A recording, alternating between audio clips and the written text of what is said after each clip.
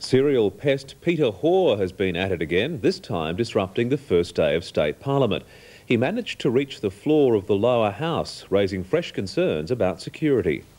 It was supposed to be a solemn occasion, the first day of a new parliamentary session and the reading of condolences over the death of Dame Roma Mitchell.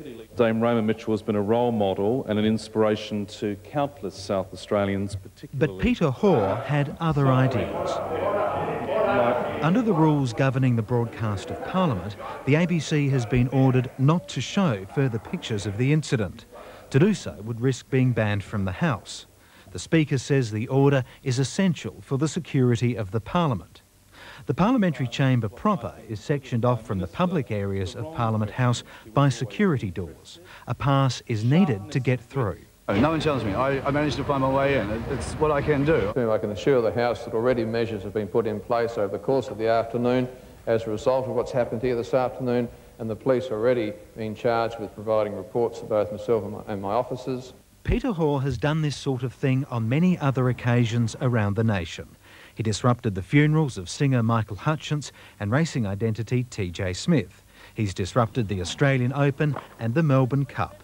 Mr Hoare says the South Australian Parliament is one of the easiest places he's gotten into.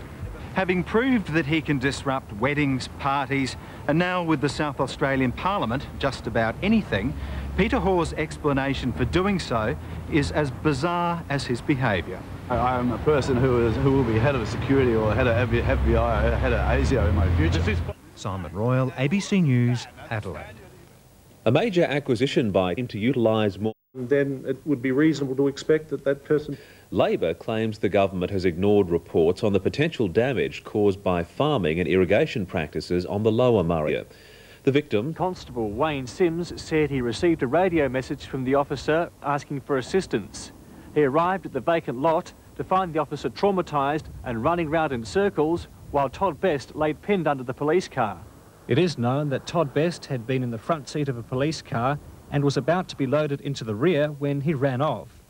The inquest heard the police officer driving the car, followed him into a vacant lot covered in scrub and was trying to find him when he found he'd run the boy over. The officer who drove the car which ran over him will give evidence to the inquest on Thursday.